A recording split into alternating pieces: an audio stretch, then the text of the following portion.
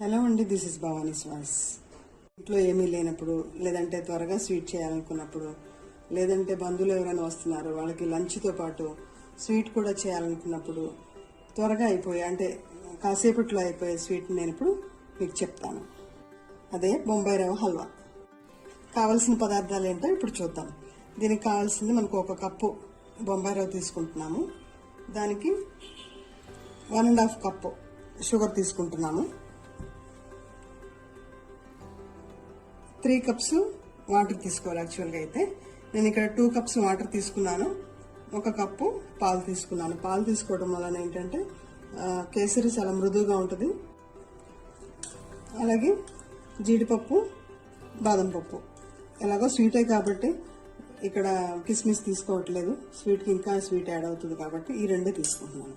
ఇప్పుడు స్టవ్ వెలిగించి స్టవ్ మీద ప్యాన్ పెట్టుకొని డ్రై ఫ్రూట్స్ వేయించడానికి సరిపడా నెయ్యి వేసుకొని ఈ రకంగా వేసుకోవాలి. అందులోనే మరికొంత నెయ్యి వేసుకొని ఈ రవ్వ కూడా వేయించేసుకోవాలి. ఇలా దోరగా వేసుకోవాలి.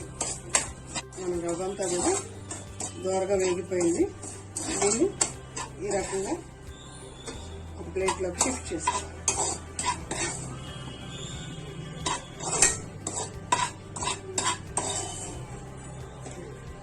బొంబాయి రవ్వను ముందుగా వేపుకొని పెట్టుకున్నాం కదా, అందులో ఈ 1.5 కప్పు షుగర్ కూడా కలిపేసి షుగర్ కూడా ఇందులో వేసేసి మొత్తం ఇలా మిక్స్ చేసుకోవాలి.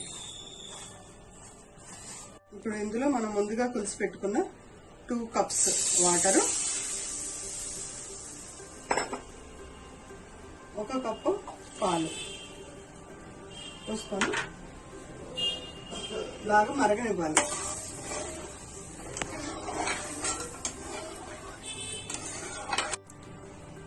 కొంచెం ఇలాచీ పౌడర్, కలర్ కోసం కొంచెం ఫుడ్ కలర్, 1 పించ్.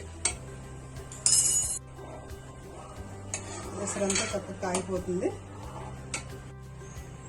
కాగిపోయిన ఈ ఎసరులో ఈ మిక్సర్ అంతా ఇలా కొంచెం కొంచెంగా వేసేసుకొని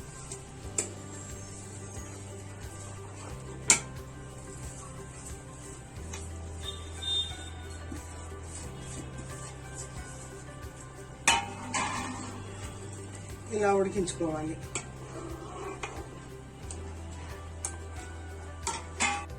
చూసారు కదా, ఈ వాటర్లో ఈ బొంబాయి రవ్వ, ఈ పంచదార అంతా చక్కగా మెల్ట్ అయిపోతూ ఉడికిపోతుంది. హై ఫ్లేమ్లో ఒక 2 మినిట్స్ ఉడికించుకోవాలి.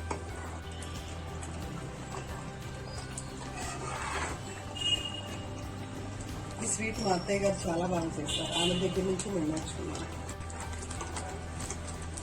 ఇప్పుడు పైనుండి ఇలా నెయ్యి వేసుకొని కలుపుకోవాలి.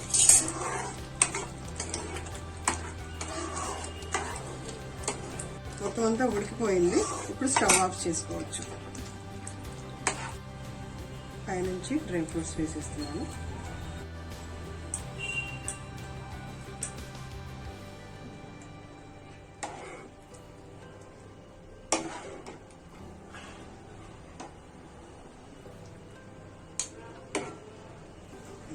నిమిషాల్లోనే చేసుకోగలిగే మనం కేసరి హల్వా రెడీ అయిపోయింది.